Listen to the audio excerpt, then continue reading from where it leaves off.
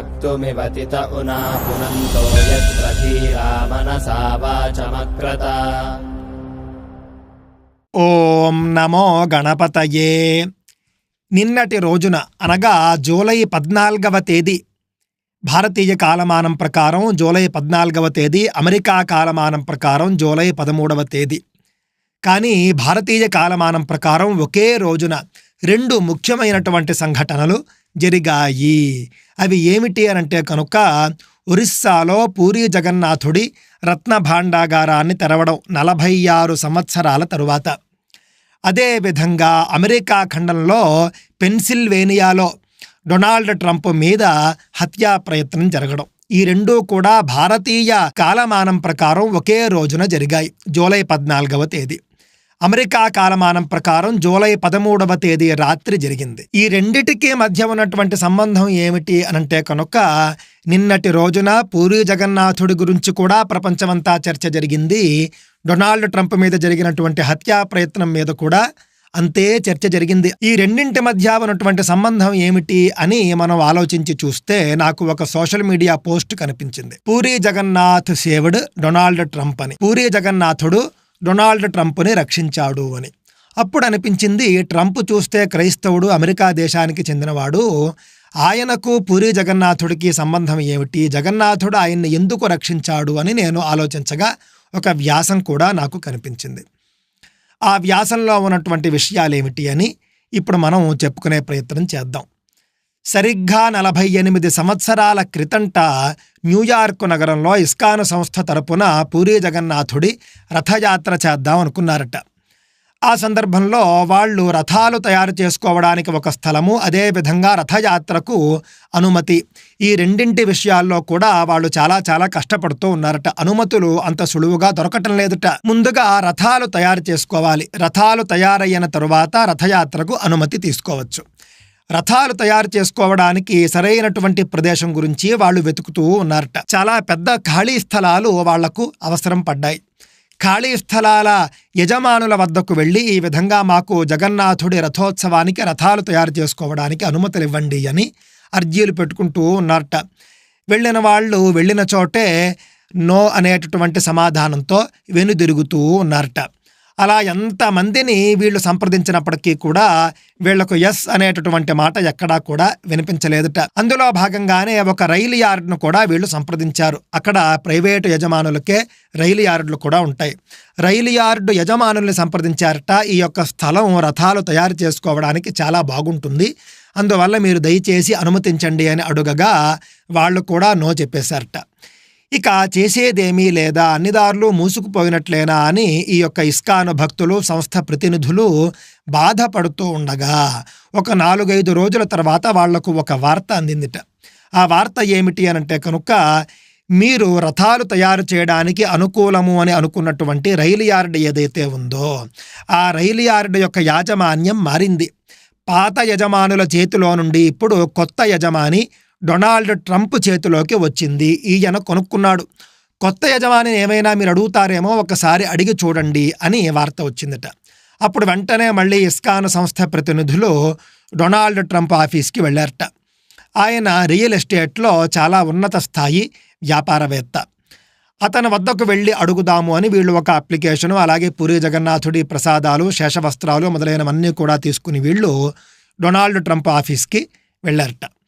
వెళ్ళినప్పుడు సెక్రటరీ ఉంటాడు చూసారా, ఆయన ముందే వీళ్లతో అన్నట్ట, మా సారు అలాంటివేవి కూడా ఒప్పుకోరు, దయచేసి మీరు వెళ్ళకండి, వెళ్ళి అడగకండి, వెళ్ళినా కూడా మీరు నో అనే మాటతోనే వెనుదిరగాల్సి వస్తుంది అని ముందే చెప్పేశాట.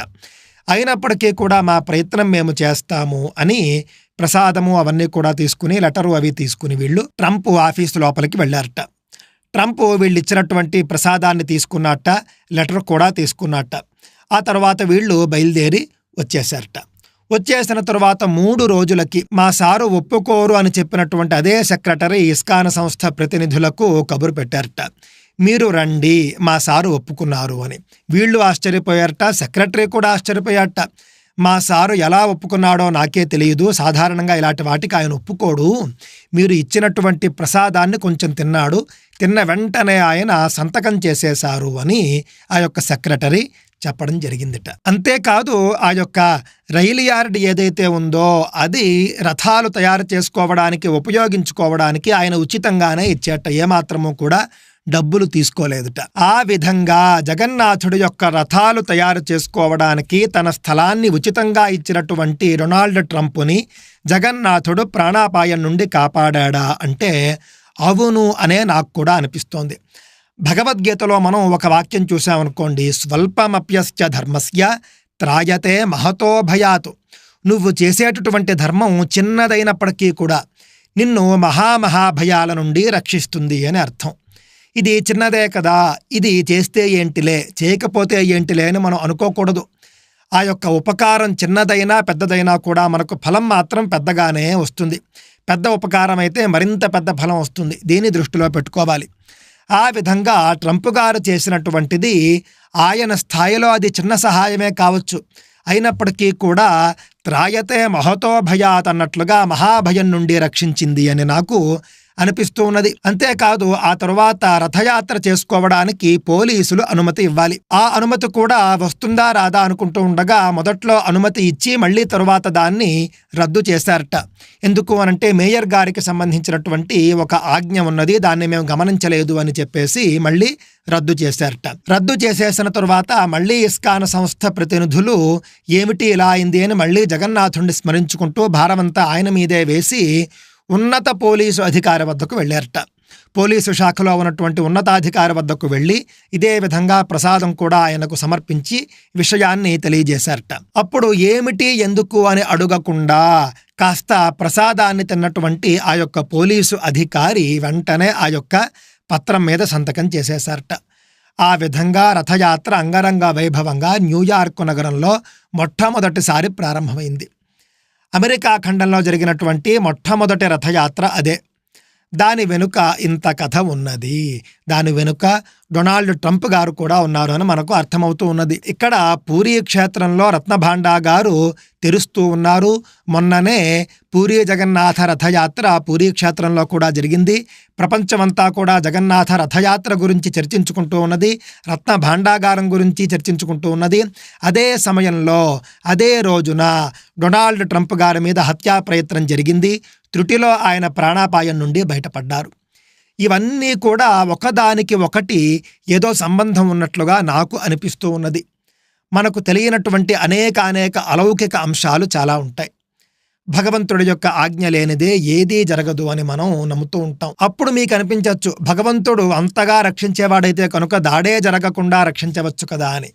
అలా కాదు. భగవంతుడు అనేవాడు ఎలా ఉంటాడు, మనకు ఫలితాన్ని ఎలా ఇస్తాడు అని అంటే కనుక మనకు రాబోయేటటువంటి ఏదైనా ఒక ఉత్పాతం ఉందనుకోండి, మనకు రాబోయేటటువంటి ప్రమాదం ఏదైనా ఉంటే పెద్ద ప్రమాదాన్ని ఆయన చిన్నగా చేసి తప్పిస్తూ ఉంటాడు. కావున గొడ్డలి వేటు పడాల్సిన చోట గోటి పోటుతో తప్పిస్తాడు భగవంతుడు. ట్రంప్ గారి విషయంలో కూడా అదే జరిగి ఉంటుంది అని నేను భావిస్తూ ఉన్నాను. జగన్నాథుడి యొక్క అనుగ్రహంతో ట్రంప్ గారు మళ్ళీ అమెరికా అధ్యక్షుడు అవుతారేమో అని కూడా నేను భావిస్తూ ఉన్నాను. సర్వేలన్నీ కూడా మళ్ళీ ఆయనే అధ్యక్షుడు అవుతారు అని కూడా తెలియజేస్తూ ఉన్నాయి. ఆ విధంగా జగన్నాథుడి అనుగ్రహంతో ఆయన అమెరికా నాథుడు అవుతాడేమో వేచి చూద్దాం. స్వస్తి.